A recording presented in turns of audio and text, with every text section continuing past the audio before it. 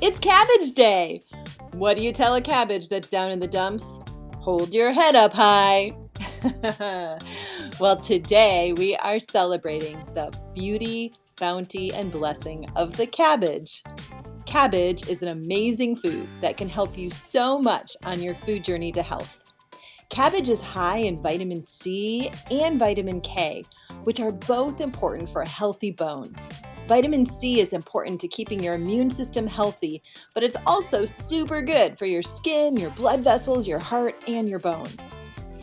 This crunchy vegetable is pretty flexible and is delicious both raw and cooked.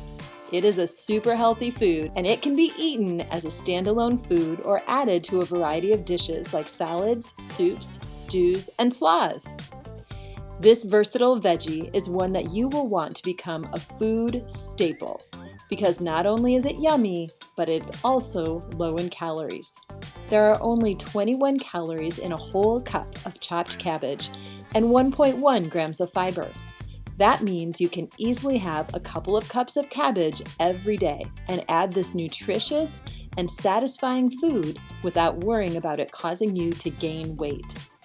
Because these vegetables have high fiber and mineral vitamin content, they tend to be more satisfying to your body than high-carb foods, and this can help reduce overeating. Cabbage also has nutrients that keep the lining of your stomach and intestines strong. Its juice can also help stomach ulcers heal. The cabbage is known as a cruciferous vegetable.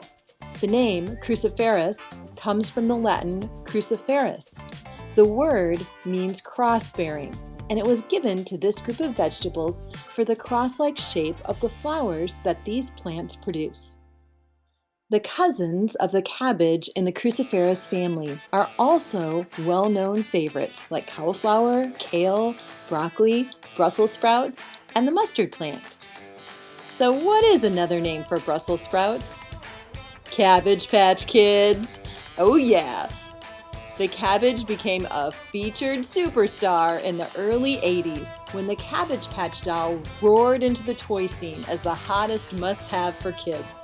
During the 1983 Christmas season, parents in the United States frantically searched everywhere for the coveted Cabbage Patch Kid dolls. Many stores had extremely long waiting lists. Others had a first-come, first-served policy, which led to huge, vicious fights between potential buyers. By the end of the year, almost 3 million Cabbage Patch Kids dolls had been adopted out. I remember my mom and grandma telling me and my sisters that they had waited in a huge line for hours to score 3 of the prized dolls for Christmas that year. Did you get in on the Cabbage Patch craze? Put in the comments the name of your Cabbage Patch doll if you remember.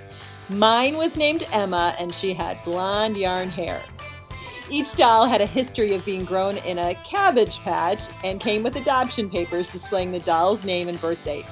The official Cabbage Patch Kids story tells of a young boy named Xavier Roberts who was led by a bunny bee through a waterfall, down a long tunnel, and out into a magical land where a cabbage patch grew little children. When he was asked to help, Roberts agreed to find loving homes for these Cabbage Patch Kids.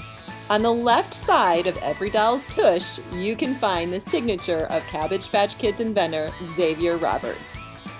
However, what you might not know is that just about every year the dolls were made, the color of the signature changed.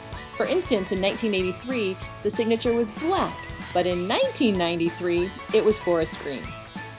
Well, back to our cabbages. Cabbage as a cruciferous vegetable is so fantastic because they can grow almost anywhere.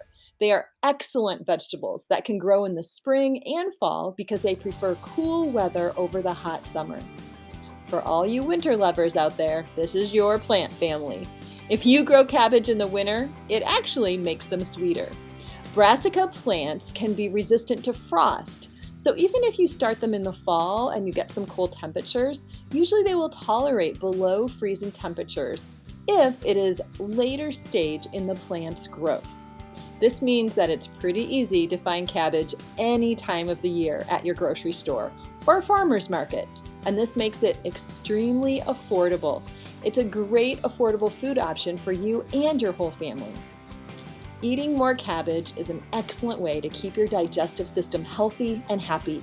Both the green and purple varieties of cabbages are gut-friendly because they are filled with insoluble fiber. This is a type of carb that can't be broken down in the intestines. And this is a good thing, and it helps to keep your digestive system healthy by adding some bulk to your stools and encouraging regular bowel movements. This means that cabbage can help keep you regular. It's also rich in soluble fiber, which helps to slow down your digestion and increases the number of helpful bacteria in your gut. Cabbage is super adaptable to so many recipes. Let's talk about some of the awesome ways to enjoy this fabulous food. You can eat cabbage boiled with corned beef on St. Patty's Day or any day.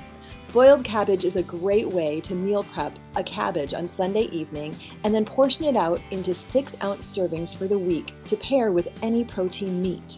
It makes a great combination with spinach and onions if you want a hot blend of flavors with your protein. Cabbage is also delicious in vegetable soup. I've attached my favorite high-protein, low-calorie chicken vegetable soup recipe in the show notes. I make this pot of soup pretty regularly on Sunday and will eat it all week long. Of course, I have to mention cabbage as a sauerkraut because I am half German. Sauerkraut is finely cut raw cabbage that has been fermented by various lactic acid bacteria. It has a long shelf life and a distinctive sour flavor from the fermentation of the sugars in the cabbage leaves. It is one of the best-known national dishes in Germany. And I have to admit, I'm a pretty big fan of Reuben sandwiches with that rye bread, Swiss cheese, pastrami, sauerkraut, and Thousand Island dressing combination. Now I know, it's definitely not a low-calorie sandwich, but hey, you can lighten it up by subbing turkey or chicken into the meat. If you like to eat your cabbage raw, slaws are one of the best way to enjoy cabbage. You can use a food processor or a grater blade to make quick work of prepping cabbage for slaws. You can also use a regular box grater. Check out the show notes for my recommendations of tools that you may need in your kitchen to do just this. Juicing cabbage is yet another great way to add some cabbage goodness to your diet. But keep in mind that when you juice cabbage, the health-benefiting fiber is left behind. A small amount of freshly made cabbage juice will add a nice kick to smoothies. So I've added a recipe for a fruit and cabbage smoothie in the show notes as well. One of my favorite ways to eat cabbage is to roast it or saute it.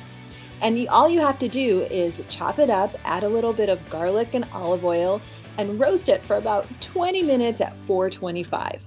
Here's a pro tip for you.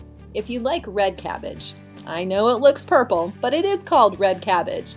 It may turn blue when you saute it because the acids evaporate off of it. Just add a little lemon juice or vinegar and it will bring back the bright red color. Red cabbages change color depending on the acidity of its environment. Why does the grocery store sell green and purple cabbage? Because 2 heads are better than 1. Oh yeah, I'll be here all day, folks. All right, well, there you have it. Here's our show all about cabbage.